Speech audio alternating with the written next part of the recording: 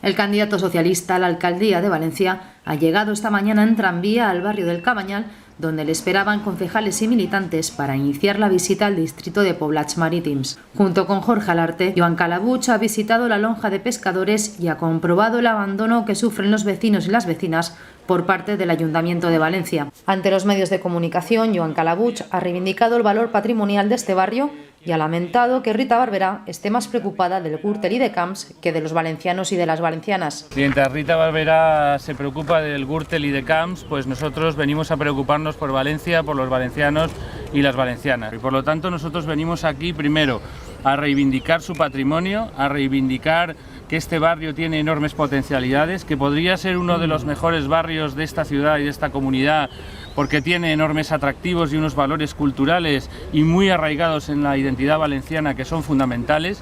que desgraciadamente, insisto, ha sido abandonado desde hace mucho tiempo y que desde luego nosotros reiteramos con absoluta claridad la necesidad de que este barrio sea relanzado mediante un plan acordado por las principales fuerzas políticas de esta ciudad y en el cual, por supuesto, participen de manera activa el Gobierno de la Nación, la Generalitat Valenciana y el Ayuntamiento de Valencia. Ese es el acuerdo y ese es el camino para devolver la esperanza a los ciudadanos de este barrio, para relanzar su economía, para generar empleo y desde luego para poner en valor todo su patrimonio, que es desde luego muy importante. Por su parte, Jorge Alarte ha reivindicado mayor consenso e inversión pública para acabar con la degradación deliberada del Cabanyal y ha trasladado su apoyo incondicionado al proyecto que lidera Joan Calabuig para Valencia.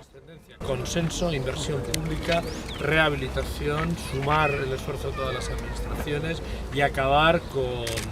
la deliberada operación de Rita Barberá de abandonar y degradar este barrio. Ese compromiso también supondrá el apoyo incondicionado a los proyectos y a las propuestas que Joan Calabuig y los socialistas de la ciudad de Valencia hacen y van a hacer y están haciendo para el futuro de la calidad de vida de los ciudadanos y ciudadanas que viven en este barrio, para la conservación de su patrimonio y para que este barrio vuelva a tener futuro.